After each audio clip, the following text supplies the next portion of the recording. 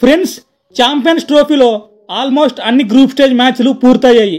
ఈ 2025 ఛాంపియన్స్ ట్రోఫీలో మొత్తం 8 టీంలలో 4 టీంలు సెమీఫైనల్స్కి క్వాలిఫై అయ్యాయి. అలాగే 4 టీంలు ఎలిమినేట్ అయ్యాయి. గ్రూప్ ఏలో క్వాలిఫై అయిన టీమ్స్ ఇండియా, అలాగే న్యూజిలాండ్. అలాగే group below Australia, south Africa. అయితే మార్చి 4వ తేదీ మంగళవారం ఇండియాకి, ఆస్ట్రేలియాకి మొదటి సెమీఫైనల్ మ్యాచ్ అయితే జరగబోతుంది. అలాగే మార్చి 5వ తేదీ సౌత్ ఆఫ్రికాకి, న్యూజిలాండ్కి సెకండ్ సెమీఫైనల్ మ్యాచ్ అయితే జరగబోతుంది. ఓవరాల్గా ఐసీసీ ఈవెంట్స్లో ఈ 4 టీంలు చాలా అంటే చాలా స్ట్రాంగ్ టీమ్స్. అలాగే లాస్ట్ ఇయర్ వన్డే వరల్డ్ కప్లో ఈ 4 టీంలు సెమీఫైనల్స్కి క్వాలిఫై అయ్యాయి.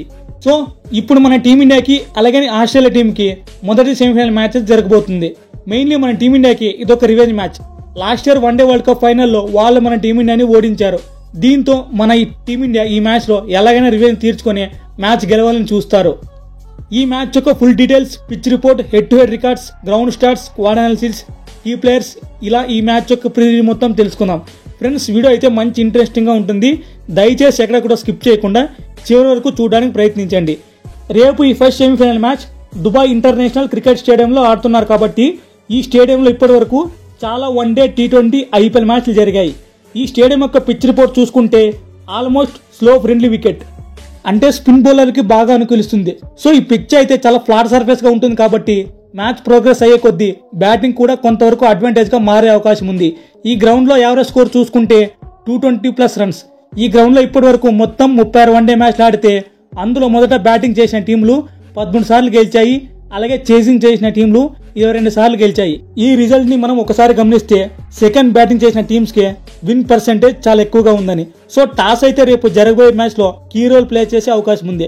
దీన్ని బట్టి అర్థం చేసుకోవచ్చు, ముందుగా టాస్ గెలిచిన కెప్టెన్ డెఫినెట్ గా ఫీల్డింగే తీసుకుంటాడు. ఇన్ఫాక్ట్ మన team India captain Rohit Sharma toss గెలిస్తే కళ్ళు మూసుకొని ఫీల్డింగ్ తీసుకుంటాడు. ఎందుకంటే ఛాంపియన్స్ ట్రోఫీలో ఆడిన 3 మ్యాచ్ల్లో 2 మ్యాచ్లు మొదట చేస్తూనే గెలిచాం. కేవలం 1 మ్యాచ్ మాత్రమే ముందుగా బ్యాటింగ్ చేసి గెలిచాం. అలాగే ఇంగ్లాండ్ టూర్లో కూడా మనం చేస్తూనే గెలిచాం. సో రేపు జరగబోయే మ్యాచ్లో మన వాళ్ళు మొదట ఫీల్డింగ్ చేస్తేనే బెటర్ అనుకుంటున్నా. ఈ గ్రౌండ్లో ఇప్పటి వరకు 300 పరుగులు 3 సార్లు నమోదయ్యాయి. అలాగే 259 నుంచి 299 పరుగులు 8 సార్లు నమోదయ్యాయి. సో ఒకనొక టైంలో మనం హై స్కోరింగ్ గేమ్ అయితే ఎక్స్పెక్ట్ చేయవచ్చు. ఇండియా వర్సెస్ ఆస్ట్రేలియా, ఈ 2 టీంలకు హెడ్ టు హెడ్ రికార్డ్ చూసుకుంటే మొత్తం 151 వన్డే మ్యాచ్లు ఆడితే మన టీమిండియా వాళ్ళు 57 సార్లు గెలిచారు. అలాగే ఆస్ట్రేలియా టీం వాళ్ళు 84 సార్లు గెలిచారు. So head to head starts పరంగా చూసుకుంటే ఆస్ట్రేలియా టీమే మన టీమిండియాపై చాలా అప్పర్ హ్యాండ్గా ఉంది. సో ఆస్ట్రేలియా టీంకి అయితే వన్డే ఫార్మేట్లో మన టీమిండియాపై చాలా అంటే చాలా మంచి రికార్డు ఉంది. ఓవరాల్గా వన్డే ఫార్మేట్లో మన టీమిండియాని ఆస్ట్రేలియా టీం వాళ్ళు చాలా వరకు డామినేట్ చేశారు. అలాగే ఈ మ్యాచ్ యొక్క వెదర్ రిపోర్ట్ చూసుకుంటే ఆల్మోస్ట్ 30 డిగ్రీ సెల్సియస్ వరకు ఉంది.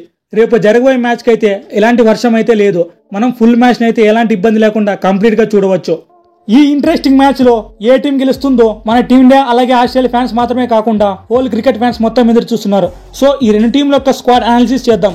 ముందుగా మన టీమిండియా గ్రూప్ స్టేజ్లో మన ఫైనల్ మ్యాచ్లో మన టీమిండియా వాళ్ళు చాలా బెటర్ పర్ఫార్మెన్స్ ఇచ్చి న్యూజిలాండ్ టీం పైన చాలా సునాయాసంగా గెలిచారు. ముఖ్యంగా మన మిడిల్ ఆర్డర్ బ్యాట్స్మెన్స్ చాలా ప్రెజర్ సిచ్యువేషన్లో చాలా ఇంపార్టెంట్ రన్స్ అయితే స్కోర్ చేశారు. లాస్ట్ మ్యాచ్లో టాప్ ఆర్డర్ మొత్తం ఫెయిల్ అయిన మన middle order batsmen Shreyas Iyer 30 పరుగులకి 3 వికెట్లు పడినప్పుడు 79 పరుగులు చేసి మన టీమిండియాకి మంచి స్టార్ట్ అయితే ఇచ్చాడు. అలాగే అక్షర్ పటేల్తో కలిసి 98 పరుగుల పార్ట్నర్షిప్ని బిల్డ్ చేశారు. ముఖ్యంగా ఈ దుబాయ్ పిచ్లో మిడిల్ ఓవర్స్ స్పిన్నర్కు బాగా ఆడాలి కాబట్టి లేదంటే వికెట్ ఈజీగా పడే అవకాశం ఉంది.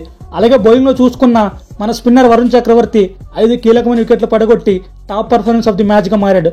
సో ఓవరాల్గా మన టీమిండియా చాలా వరకు బెటర్గా ఉంది. ఇక ఆస్ట్రేలియా టీం బ్యాటింగ్ చూసుకుంటే చాలా స్ట్రాంగ్గా ఉంది. Mainly the danger man Travis head last year మన వరల్డ్ కప్ ఓడిపోవడంలో చాలా కీ రోల్ ప్లే చేశాడు. ట్రావిస్ హెడ్కి మన టీమిండియాపై చాలా మంచి రికార్డ్ అయితే ఉంది. అలాగే స్టీవెన్ స్మిత్, గ్లెన్ మ్యాక్స్వెల్ వీళ్ళిద్దరు చూసుకున్న చాలా పవర్ హిట్టర్స్. అలాగే ఆస్ట్రేలియా బౌలింగ్ కూడా వెల్ బ్యాలెన్స్గా ఉంది. సో రేపు జరగబోయే మ్యాచ్లో ఏ టీం గెలుస్తుందనేది మీరు తప్పకుండా కామెంట్ చేయండి. ఫ్రెండ్స్, ఈ వీడియో చివరి వరకు చూసినందుకు very thankful to you. Friends, దయచేసి మన ఛానల్ సబ్స్క్రైబ్ చేయడం మాత్రం మర్చిపోకండి. Thank you for watching.